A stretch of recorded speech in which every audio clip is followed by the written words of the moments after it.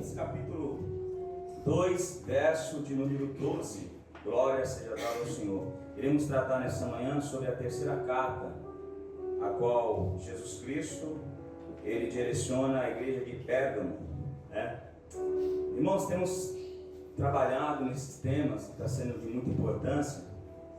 E Apocalipse capítulo 1, ele começa iniciando sobre revelação de Jesus Cristo, a qual Deus lhe deu, para mostrar aos seus servos as coisas que brevemente devem acontecer. Repara que é tudo um plano de Deus. Apocalipse, irmãos, é o livro da revelação.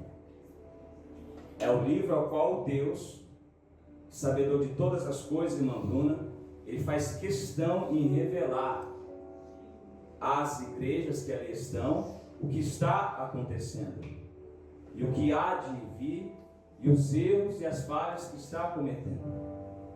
Não existe igreja perfeita. Não existe uma igreja que não tenha um equívoco com erro, porque nós somos falhos. Se falhamos como homens naturais, certamente falharemos como homens espirituais, porque os dois andam juntos. Se falhamos individual, falharemos como coletivo também, porque nós somos assim. É um processo de aperfeiçoamento, mas a Bíblia diz que aquele que começou a boa obra, ele é fiel. Por isso eu quero aqui iniciar essa mensagem, quero falar diretamente com você. A você que está nos acompanhando, seja muito bem-vindo, que Deus te abençoe. Muitas vezes, irmão Everton e Bianca, nós nos cobramos, irmão Gabriel, além daquilo que é a medida para nós nos cobrarmos, diaconisa Laiana. Porque às vezes parece que nós queremos ser um semideus, um semideusinho, sabe? Um homem perfeito, uma mulher perfeita. E é tanta cobrança dentro de nós mesmos, porque a maior cobrança não é externa, a maior cobrança é interna. A maior cobrança que traz um grande mal para a minha vida não é a cobrança que eu recebo externamente, mas é a cobrança que vem de mim mesmo. Que ela é incontrolável, ela é compulsiva, ela é demais da conta. E aí nós temos que olhar para nós e reconhecer quem nós somos. Porque será que você, nessa vida que você está vivendo, será que você só errou? Será que você olha para você, você não tem um ponto positivo a qual você pode se espelhar e se pegar e dizer, não, eu não sou tudo isso que o meu eu está me cobrando. Porque o velho Ederson está aqui, ele não tem nada de agradável para oferecer para o novo Ederson. O velho Ederson só joga na cara aquilo que eu fiz há muito tempo atrás. O velho Ederson só me faz lembrar das coisas horríveis. Então eu tenho que olhar agora para a minha vida e falar assim, peraí, existe um novo Ederson na minha vida, e me basear naquilo que eu estou fazendo de bom agora, para que eu possa continuar caminhando. Jesus Cristo agora, quando ele olha para essa igreja, ele vem revelar aquilo que está acontecendo às 7 igrejas da Ásia. Mas o propósito de Jesus Cristo não é lançar na cara, não é jogar na cara, não é excluir, não é deixar de lado. Porque na realidade quem ama, ele sempre vai mostrar os erros e as falhas. Porque o amor ele é direcionado, o amor ele é colocado quando a pessoa chega para você e fala assim, ó, você está errando. Porque a nossa importância está quando alguém nos corrige. Porque se você não amasse o seu filho, você ia deixar o seu filho atravessar a rua a hora que ele quisesse. Mas a sua correção como mãe, como pai, e advertir o seu filho, às vezes dar aquele tranco para ele, é como uma proteção, porque você ama ele e não quer que ele se perde. Jesus aqui está anunciando da mesma forma. Porque se Jesus não mostra os equívocos e os erros da igreja, a igreja cada vez mais vai se perder. Porque, meus irmãos, nós somos desfreados. Nós não temos limite. Se Jesus não colocar um pare na minha frente, eu vou longe, muito longe, e sem pensar e sem saber as consequências. Por isso Jesus ele vem e ele intervém em muitas coisas da nossa vida, para que nós possamos refletir e saber que nós estamos num processo de aperfeiçoamento, e naquele grande dia nós iremos estar com o Senhor Jesus Cristo, aleluia, tomando os céus. Porque é preciso nós sermos trabalhados, é preciso nós sermos, irmãos, aconselhados. E aqui Jesus Cristo, na igreja de Pérgamo, ele dá uma direção ao anjo da igreja, corrigindo a igreja em alguns pontos. Olha, qual que era o propósito de Jesus? Se não trazer aquela igreja para aquilo que ela foi chamada. Escute, o próprio Deus diz que Ele não tem prazer na morte dos ímpios. Deus não tem prazer, não. Deus não é masoquismo. Deus não é esse Deus trocundo que, se você não me quer, o problema é seu, né? Você para lá e eu para cá. Deus não é assim, não. Deus é criador. E como todo criador, Ele dá valor à sua criatura. Porém, às vezes a criatura não dá o valor ao seu criador. E isso é o grande equívoco. E agora, Jesus ele olha para a igreja de Pérgamo e ele faz um diagnóstico. Como um médico. Ele começa a pontuar os erros e as falhas daquela igreja. Porque por algum motivo aquela igreja se perdeu. Você não tem uma vida toda de tropeço. Você tem alguns momentos de tropeço. Eu não tenho uma vida toda de tropeço. Eu tenho alguns momentos de tropeço, a qual são momentos que podem ser revertidos em momentos bons, e eu posso fazer diferente através da pessoa de Jesus. Porque há como nós fazemos a conversão quando nós estamos sensíveis à voz de Deus.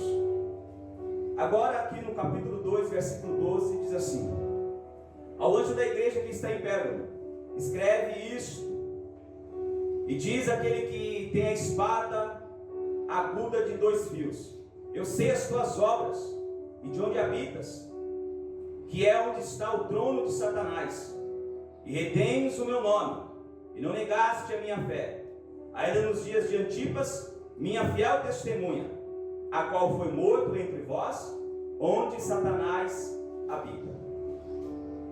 Repare que Jesus agora, ele mostra aquilo que a igreja não estava enxergando. Porque nós somos especialistas em ver o erro dos outros, mas somos tão cegos em ver os nossos erros, as nossas falhas. E aí é preciso Jesus ele pontuar aonde nós estamos errando.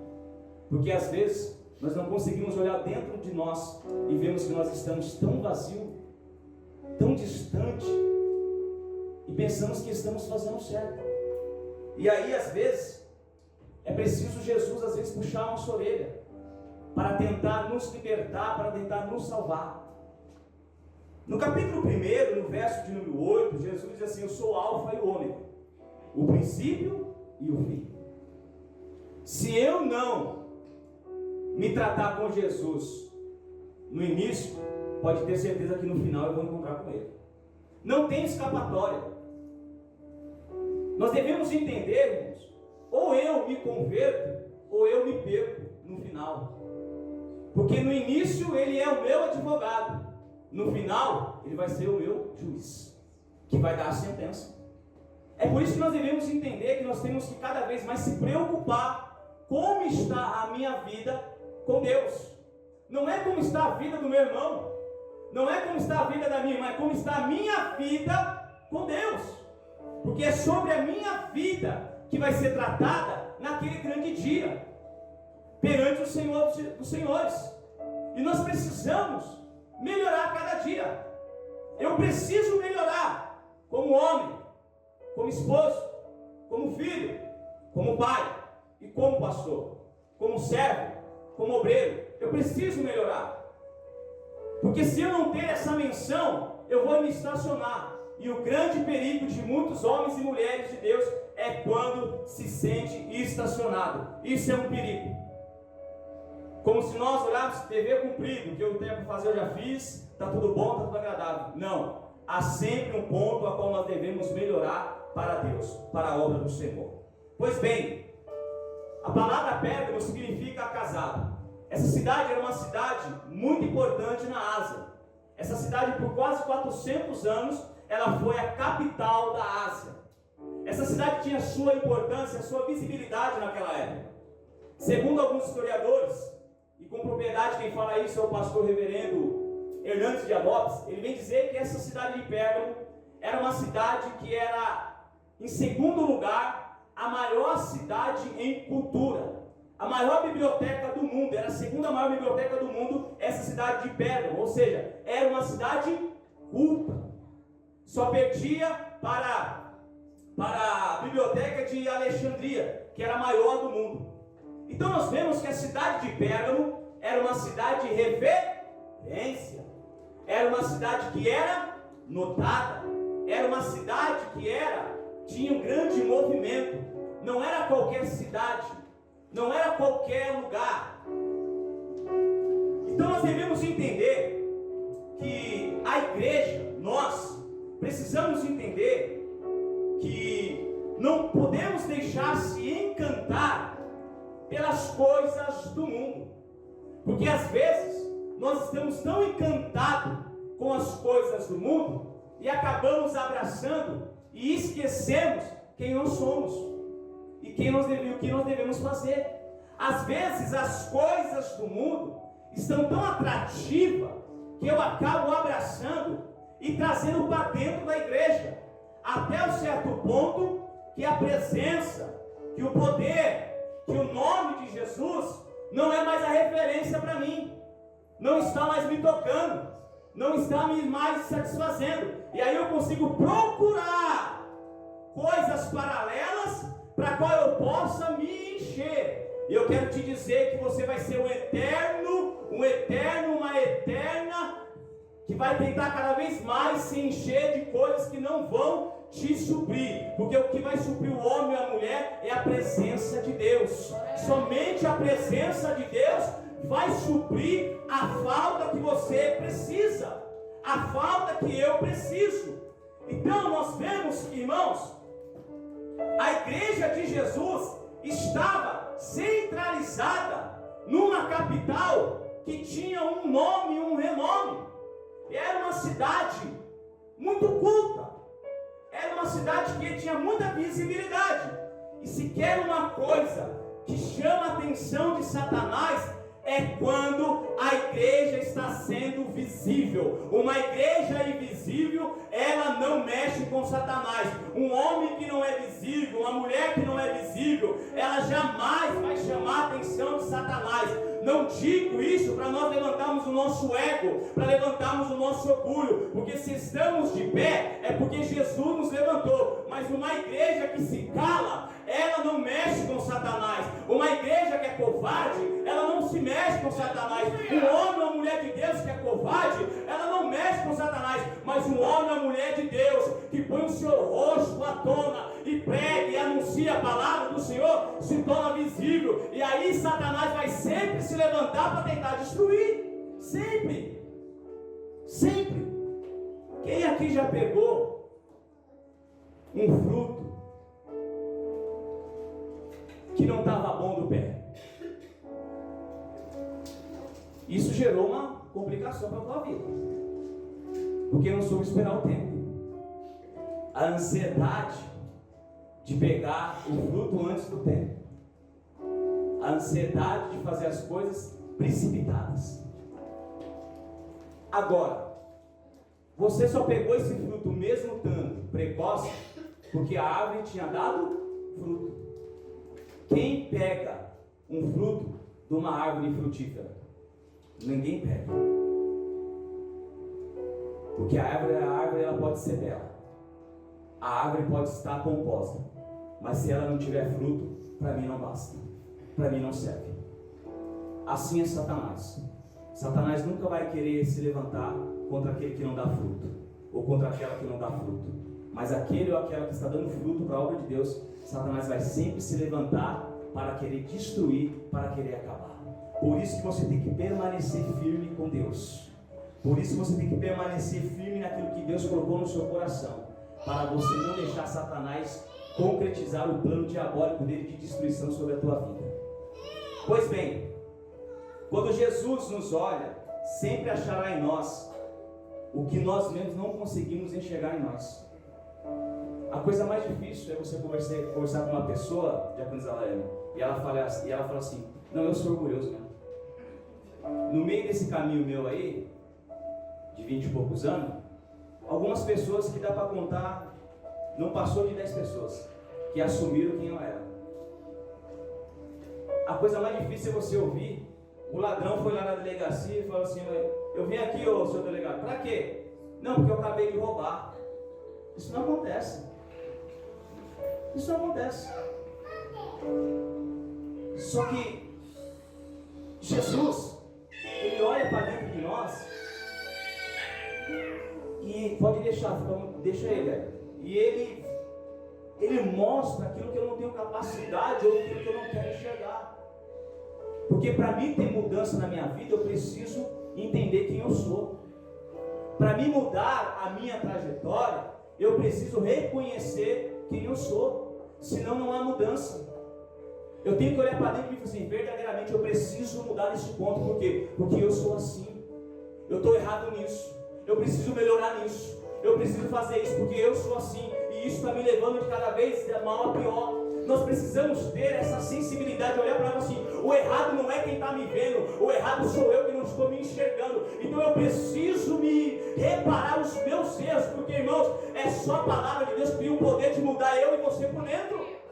E nós precisamos ser aceitáveis. Jesus, eu reconheço, eu sou isso. Eu sempre conto por onde passo e sempre vou insistir em falar. A minha vida só mudou quando eu dobrei no joelho e falei: Jesus, eu sou um beberrão. Jesus, eu sou um prostituto. Eu sou, Jesus, mas eu quero mudar.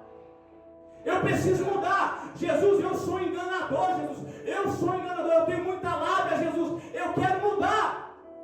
Eu assumi quem eu era perante Jesus.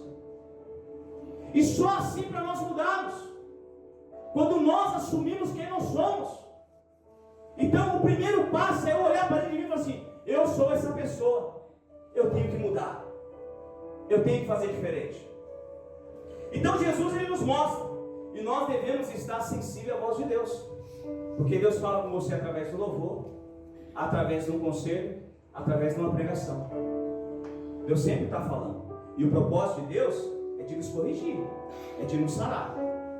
O propósito de Deus, o maior investidor de almas é Jesus, irmãos. Ele não desiste. Ele não desiste. Sempre, aonde no lugar mais tenebroso que eu e você estiver, sempre vai ter uma palavra de Deus ao meu e ao teu respeito. Sempre. Você pode estar no pior lugar, adolescente Yasmin. Você pode estar no pior lugar. Sempre Deus vai permitir que a palavra dele ecoe dentro do seu coração, para mostrar o valor que você tem para Ele. Aleluia. O valor que você é importante para Ele. Mesmo estando num lugar de tropeço, mesmo estando num lugar devasto, não muda o sentimento que Deus tem para você. Não muda o amor que Deus tem para você. Não muda o que Ele quer te salvar e quer te mudar. Não muda. Porque Ele é Deus. Porque Ele é amor. Porque Ele é bondoso. Porque Ele é misericordioso. Mas isso não tem que ser uma muleta para mim continuar andando no erro e na falha. Porque hoje Ele é o nosso advogado, mas amanhã Ele pode ser o nosso juiz. E quando Ele dá o veredito, não adianta. Toda a nação vai ter que se curvar perante Ele. No versículo de número 13, Jesus diz assim: eu sei das tuas obras, e onde habitas, e que onde está o trono de Satanás. E retens o meu nome e não negaste a minha fé, ainda nos dias de Antipas, minha fiel testemunha, a qual foi morto entre vós, onde Satanás habita. O que Jesus aqui estava dizendo? Eu sei as suas obras. Eu sei, Bianca, o que você faz. Eu sei, Igor, o que você faz. Eu sei, Laiane, o que você faz. Eu sei, igreja, o que todos vocês fazem e sentem. Eu sei. Porque aos olhos de Deus nada é oculto. Lá em casa, só me conhece a minha esposa e meus filhos. Quem é o Ederson, verdadeiramente. E muitas coisas, às vezes, nós brindamos e fechamos, só que não conseguimos esconder nada do Criador de Deus Todo-Poderoso. Porque Ele diz: eu sei das tuas obras. Eu sei o que vocês fazem. Mas olha, aonde vocês estão habitando, há estabelecido o trono de Satanás. O trono de Satanás está habitado aonde a igreja está. Engana-se o homem ou a mulher que Satanás não entra dentro da igreja. Enganamos nós. Enganamos nós que ele não. E se nós não estivermos atentos, ele vai implantar o seu reino, as suas vontades. Quantos estão se desvirtuando da palavra de Deus? Quantos estão negando a sua própria fé? Porque estão, infelizmente, comendo na mesa de Satanás. Estão se cedendo às seduções de Satanás. Por isso, algumas pessoas estão indo de mal a pior, porque estão cedendo, estão deixando ser levado por Satanás.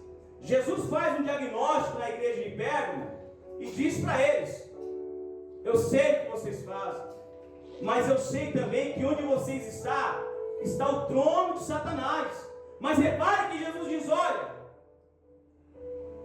e retendes o meu nome, guarda o meu nome, louva o meu nome, prega o meu nome, se enche com o meu nome, e não negas a minha fé. Era uma igreja que persistia, era uma igreja que mesmo Satanás que conseguiu infiltrar a igreja, alguns ali estavam combatendo. Se nós fazemos um paralelo, Pérgamo sou eu e a você nesta manhã,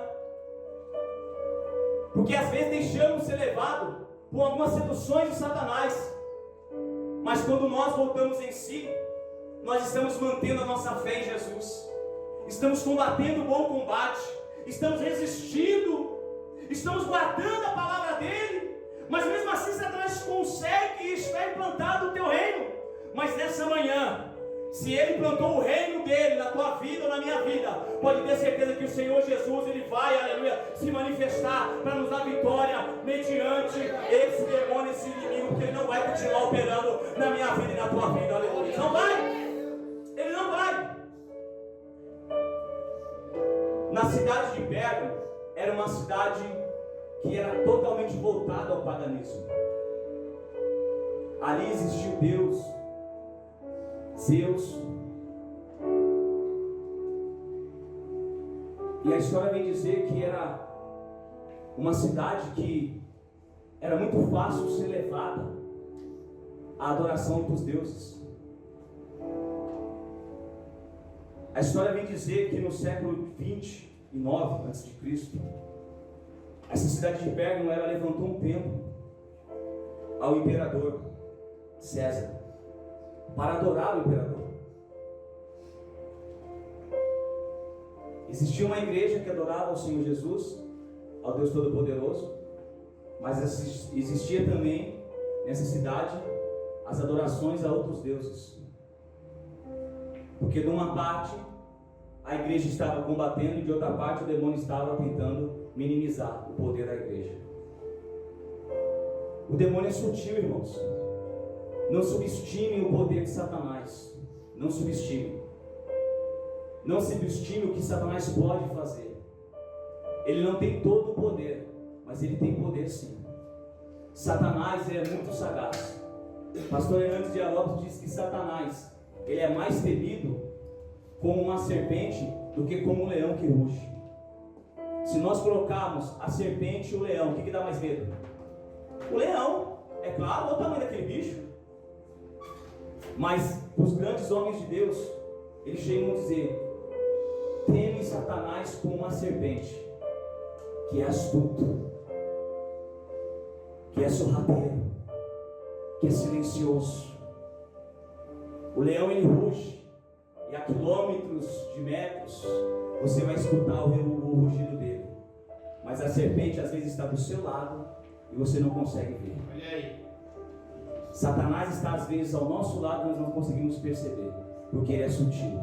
E aí pouco a pouco ele vai tirando o que nós temos. Pouco a pouco ele vai nos afastando daquilo que Deus quer para a nossa vida. Então essa cidade, ela era voltada à idolatria, aos seus deuses. Existia ali uma briga espiritual. E agora essa cidade, ela ergue um templo para César. E a ordem era, uma vez por ano, todos deveriam ir acender incenso a César. Não importa o Deus que você serve, não importa se você serve o Deus Criador, ou deuses Zeus, ou deuses da serpente, não importa. O importante é que nesse dia estabelecido todo mundo ia ter que estar ali no templo adorando a César como o Senhor. Mas a igreja de Pérgamos, ela não cedia a essa pressão. A igreja de Pérgamos se mantinha fiel ao nome de Jesus. E é isso que chama a atenção de Jesus. Porque mesmo diante dessa perseguição, mesmo diante dessa afronta, mesmo que Satanás implantou o seu reino, era uma igreja que não estava sendo conivente em adorar outros deuses, permanecia fiel com Jesus. Mesmo Satanás tendo implantado o seu reino ali, mesmo Satanás oprimindo ali, a história vem dizer, meus irmãos, que em Pérgamo também era conhecido pela ciência. Havia ali as melhores escolas de medicina. A história vem dizer que o símbolo da medicina, que é a serpente, vem de Pérgamo, porque ali havia um deus da serpente, um Esculápio, um homem chamado Esculápio, que era como um deus ali, e o misticismo tomou conta, porque em matéria de cura, em matéria de medicina, eles eram bem além das outras, eram referência, e via de todas as partes as pessoas buscarem tratamento em Pérgamo. E agora o que Satanás faz? Satanás não conseguiu que a igreja se curvasse perante César. Agora Satanás tenta de outra forma que a igreja se associasse ao paganismo, a trazer a adoração, a trazer o poder a essas divindades, porque agora o que se estava dizendo? Que quem curava não era só a medicina, mas era por causa de esse homem chamado Esculápio. É a serpente, o Deus da serpente que traz a cura, o Deus da serpente agora que está fazendo os milagres acontecer. Agora Satanás ele infiltra, tentando trazer para que haja junto uma junção do paganismo dentro da igreja, a cidade toda pensar que Deus não é mais o que cura, não é mais o que liberta, agora é a próprio homem através da sua ciência, junto com esse Deus da serpente. E todavia nós sabemos, o único que faz cura e milagre é o Senhor Jesus. É Ele que é o poderoso, foi dado a Ele, a Bíblia diz que todo nome foi dado a Ele, o nome dele está acima de todos os nomes. É Jesus que cura, é Jesus que liberta, é Jesus que restaura. Não é as cartas que lê a tua sorte, não é a macumba que muda a tua vida, não é a simpatia, não. É Jesus o Salvador que tem o poder de fazer tudo na minha vida, na tua vida. Não adianta em cartomante, não adianta ir no tarô, são pessoas que estão te enganando. Vai para Jesus, porque Jesus não te engana, Ele fala a verdade para você, aleluia. Esses dias eu vim do trabalho e eu vi no poste 100% de garantia, traga o seu amor em 7 dias. Ah não, meu irmão, que palhaçada é essa? Que palhaçada, que mentira do inferno. Aí a Bíblia se cumpre. Foi Jesus que disse: Satanás é o Deus desses séculos, e ele cegaria o entendimento de muitos. Cegaria. Escute, se Deus não mudar, se Deus olhar para mim e não querer me mudar, muito menos Satanás pode querer fazer isso e não tem poder. Porque se não me falha Agostinho, vem dizer que Satanás é um cachorro na coleira, na guia de Deus. Ele está nas mãos de Deus. Ele não tem todo o poder. É Deus que muda, é Deus que faz. Ou seja, se Deus não mudar o seu marido, ninguém mais muda. Se Deus não mudar o teu filho, ninguém mais muda, aleluia. Se Deus não mudar, aleluia, aquela pessoa, ninguém mais muda, porque Satanás, ele não muda ninguém. Pelo contrário, ele faz destruir, Ele faz é acabar. Então que nessa manhã Deus está dizendo para mim e para você, aleluia, o poder emana da parte dEle, é do nome dEle, Ele é o Todo-Poderoso, somente Ele. Então, meus irmãos, nesse colégio de medicina havia 200 sacerdotes, tinham mais de 200 santuários espalhados. A intenção de Satanás era o quê? Que essas pessoas viessem em busca desse Deus da serpente, desse Deus homem. E quantas pessoas hoje não estão sendo idolatradas? De repente você idolatra o seu marido, de repente você idolatra tanto seu filho ou sua filha, que está tomando espaço de Deus. E é por isso que muitas coisas não acontecem na nossa vida, porque às vezes o carro tem mais importância do que o culto, porque às vezes a minha casa tem mais importância do que o meu Deus. Às vezes nós criticamos algumas denominações que são voltadas à idolatria, mas será que nós não estamos idolatrando também? Porque idolatria não é só numa imagem, idolatria pode ser numa pessoa, pode ser em alguém, e nós devemos, irmãos, se atentar sobre isso, porque às vezes o meu trabalho não me deixa me aproximar de Deus. Às vezes o meu trabalho é o meu Senhor. Às vezes o meu casamento está sendo o meu Senhor. Às vezes a minha dívida está sendo a minha Senhora. E Deus continua no seu turno só esperando assim, eu posso mudar tudo isso para você. Mas você não olha para mim. Mas você não deixa eu fazer. Porque a Bíblia vem dizer que aonde está o seu coração, ali está o seu tesouro. Se o seu coração estiver no dinheiro, o dinheiro é tudo para você. Não tem como Deus agir. Se o teu coração estiver no seu carro, o seu carro vai ser tudo para você. Não tem como Deus agir. O meu coração e o teu coração tem que estar em Jesus, porque é dele que vem todo o que nós precisamos, tudo que nós necessitamos é de Jesus. Pois bem, a igreja de Pérgamo então agora está numa luta ferrenha. Mas a Bíblia vem dizer que o próprio Jesus ele dá testemunho do pastor de Pérgamo, Antipas. Sabe o que aconteceu com esse homem? Bruno. Esse homem, irmã Natália, por ele não negar o nome de Jesus, por ele não adorar César, por ele não ceder aos costumes como Moacir, sabe o que fizeram com ele? Fizeram um boi de bronze e colocaram este homem, esse pastor dessa igreja, dentro desse boi de bronze e levaram ao fogo. E esse homem ele foi fervido, ele morreu dentro do ventre deste boi, queimado. Mas ele não negou Jesus. Olha a fé deste homem. É claro aqui que eu não vou fazer nenhum paralelo, porque a nossa fé não está nem um pouco chegando à vida deste homem. E é isso que nós devemos mudar e reparar. Porque esse homem ele foi um mártir. Ele deixou-se morrer pelo que Jesus representava para ele. Ele não cedeu às tentações, à opressão do inimigo. Ele não cedeu à investida. Ele deixou-se, ele foi levado ao fogo, mas ele não negou o nome de Jesus. E Jesus chega a dizer: Antipas, minha fiel testemunha. Antipas, minha fiel testemunha, qual foi morto entre vós. Jesus estava dando um exemplo. Eu quero dizer, você é um exemplo no meio das pessoas.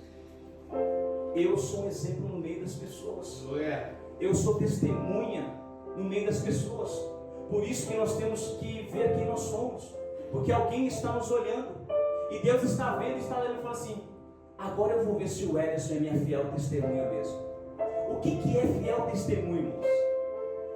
Seja aqui no Brasil, seja no Japão, seja na cova, seja no vendaval, seja na mudança, eu vou permanecer quem é Jesus para mim. Eu vou permanecer até o fiel. Eu não posso mudar quem Jesus é para mim mediante a circunstância que eu estou. Ou seja, eu posso até estar numa festa, mas eu tenho que ser fiel testemunha do Senhor naquela festa.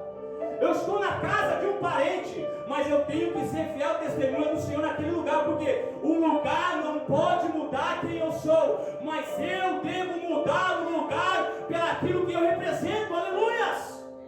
Eu tenho que mudar. Eu não posso deixar o ambiente mudar quem eu sou, senão eu não sou uma fiel testemunha. Senão eu não estou sendo uma infiel em testemunha.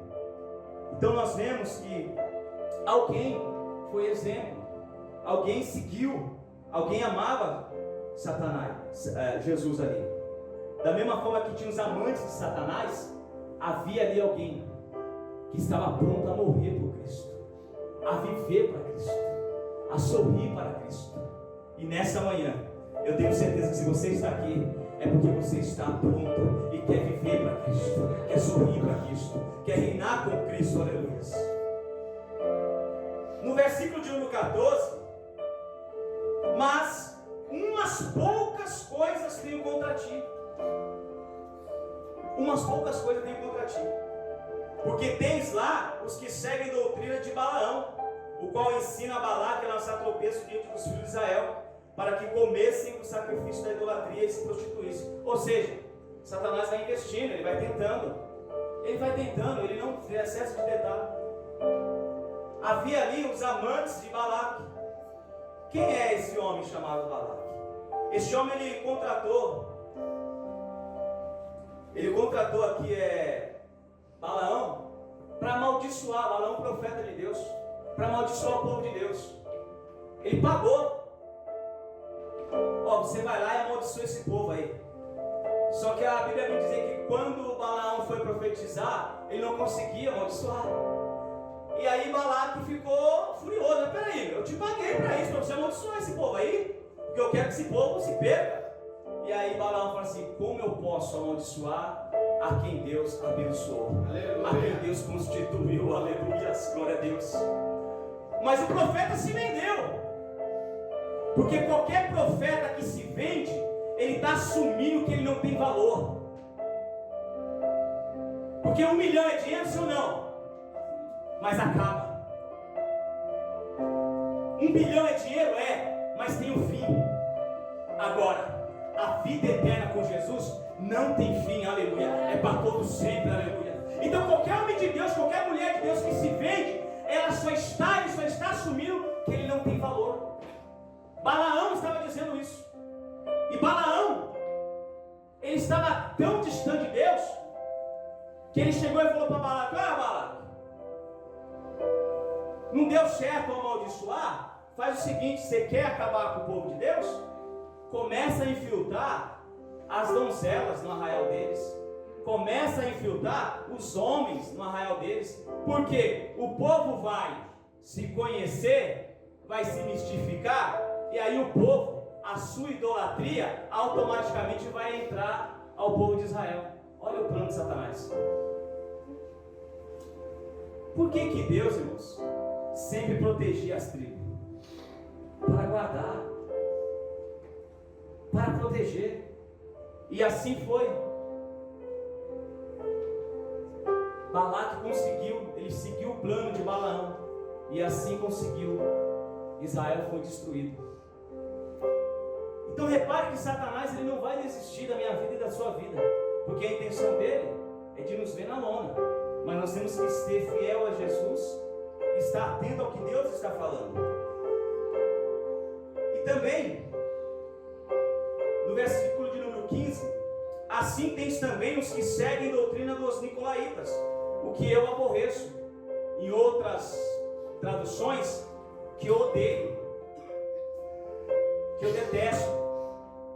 Então esse negócio que Deus é um Deus ursinho, é um Deus que é só coraçãozinho, cuidado. Deus ele diz que odeia os nicolaítas. Sabe qual era a doutrina desse povo? Era assim: sabe o mundo lá? Nós temos que se infiltrar lá. Vamos ser coniventes com o pecado deles, vamos pecar também, porque cada vez que nós pecamos, nós vamos receber a graça de Deus. Cada vez que nós pecamos, Deus tem a obrigação de nos agraciar. Então vamos pecar agora, a delivery, à vontade. Não vamos fazer diferença não, porque Deus, Ele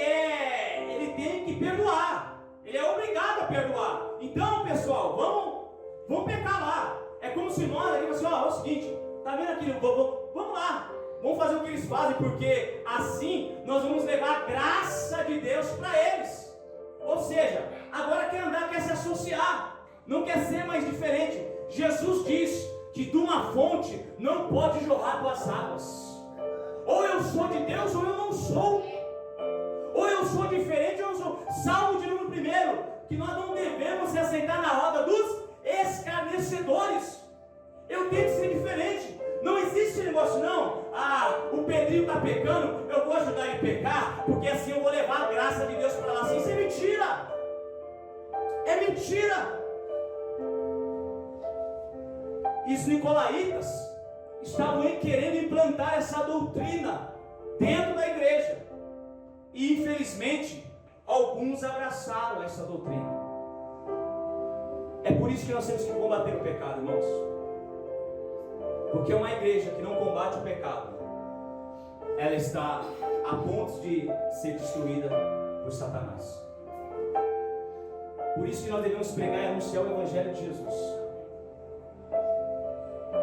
Eu sei que Deus pode te colocar num lugar financeiramente muito alto, eu sei disso.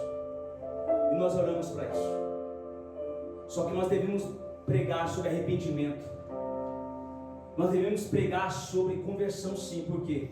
Porque uma igreja que não preza pelo arrependimento e pela conversão é uma igreja que está se associando a costumes pagãos de que Deus não é um Deus sério, de que Deus não é um Deus verdadeiro. E isso é um grande perigo. Porque se nós não se cuidarmos, iremos colocar qualquer roupa. Se nós não se cuidarmos, iremos se associar a qualquer coisa. Se nós não se cuidarmos, iremos fazer qualquer coisa. E aonde está Deus nisso? Deus é justo, Deus é fiel, Deus é santo. E aqueles que o seguem devem também ir para essa linha, ser santo, buscar ser fiel, buscar a ser rigorosamente nessa linha de Deus, para as coisas acontecerem. No verso de número 16, olha o que Jesus diz: arrepende-te, pois quando não breve virei a ti, contra eles batalharei com a espada da minha boca. Ou seja, meus irmãos, Jesus ele dá uma advertência para essa igreja. Ele poderia muito bem largar a mão. Jesus ele faz um diagnóstico para a igreja, ó, o problema está aqui, ó, o trono de Satanás. O trono de Satanás. Qualquer pessoa que faz missão ou um trabalho específico de libertação, ele procura primeiramente aonde há uma fonte espiritual do maligno. Porque se você não tirar essa fonte, o trabalho não vai conseguir. Por isso que nós temos, irmãos, por isso que Jesus fala assim, olha, a fonte de todo mal é o trono aí, o que está estabelecido, que vocês deixaram. E se há um trono, há um rei. Se há um rei, há uns súditos. E eles trabalham. Satanás e os seus principados, eles trabalham toda hora e todo dia para tentar destruir a minha vida e a tua vida. É por isso que nós temos que estar atentos. Porque às vezes, oxalá Deus que nos guarde, às vezes Satanás conseguiu implantar o reino dele na minha casa. Às vezes, se nós não tomarmos cuidado, conseguiu implantar o reino dele dentro do meu carro, dentro da minha amizade. E eu preciso ter essa percepção. O que isso está me gerando? É de Deus ou não é de Deus? Está me levantando ou está me abaixando? Nós devemos estar atentos e perceber isso. Porque Jesus aqui, ele faz o diagnóstico a qual a igreja não estava enxergando. Porque não é só caminhar, é como eu estou caminhando. Não é só pregar, é como eu me preparei para pregar. Não é só louvar, é como eu me preparei para louvar. Não é só servir, é como eu estou servindo. Então temos que ter essa sensibilidade que não é só fazer, porque fazer todo mundo faz, e não é fazer de qualquer jeito. Existem princípios e regras a qual Jesus não abre mão, e nós temos que seguir isso, e Ele requer isso. da igreja de Pérgamo. E Ele requer isso hoje de mim e de você. Arrependa-te. Jesus chama eles, arrependa-te. Para quê? Para que eu possa liberar o perdão para vocês. Arrependa-se, para que as coisas possam mudar. Porque se vocês não se arrepender, naquele grande dia eu virei com uma espada que vai sair da minha boca. E essa espada não é o evangelho não, irmãos. Essa espada aqui é a sentença de Deus. Espada de dois fios. Porque somente essa espada tem o poder de separar o bem e o mal. É só Jesus que tem esse poder. E nesse grande dia Jesus vai dizer assim, olha, arrependa-se, porque eu vou vir. E se vocês não se arrepender, eu vou ter que fazer separação.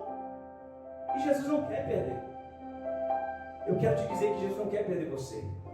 Jesus não quer perder os seus filhos. Jesus não quer perder a igreja dele. Mas é preciso a igreja reconhecer e pedir perdão e arrepender. Nós precisamos entrar por esse caminho.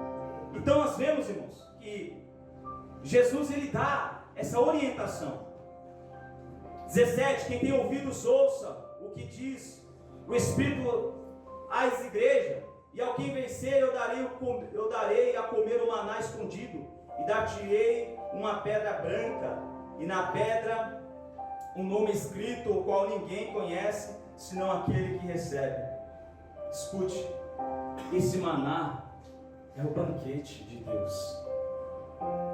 É as bodas do Cordeiro. Nós vamos estar sentados na mesa de Deus. Esse é o maná que nós vamos receber. Essas pedras brancas, na antiguidade, quando se era pegado alguém e levado ao júri, os jurados ali sentenciavam, davam a sua sentença de absolvição ou de condenação através das pedras. Era pedra branca e uma pedra preta. Se as pedras pretas fossem maiores que a branca, queria dizer que aquela pessoa estava sentenciada. Se as brancas fossem mais, queria dizer que aquelas pedras estavam absolvendo essa pessoa. Jesus agora ele faz um paralelo dizendo, olha, eu vou dar a pedra branca para você, a pedra de absolvição, a pedra de entrada ao céu, a pedra que você vai reinar comigo, porque Jesus não quer te condenar, Jesus não quer te perder, Ele quer te salvar, Ele quer te resgatar, Ele quer te abraçar, Ele quer levar para você para o céu. Não tenha Jesus como perseguidor, não tenha Jesus como um delegado, como algo truculento, não. Jesus ele quer nos abraçar e nos mudar para levar junto com Ele para o céu. Esse é o Deus que nós servimos, é o Deus que nos quer de pé e não para baixo. É esse Deus. Então que nessa manhã nós possamos entender, nós temos que estar atentos, porque tudo que Jesus quer é que nós possamos estar bem. E no céu só entra quem tiver o nome no livro da vida, senão não tem como. A pedra diz, eu colocarei o nome, e só vai saber o nome a qual eu der. É Jesus que vai te dar, é Ele que vai te unir. Jesus é a pedra fundamental para a nossa vida. Jesus é o maná para nós se alimentarmos. E que nessa manhã nós possamos entender o que nós mais necessitamos e precisamos é de Jesus. Amém? Deus abençoe sua vida.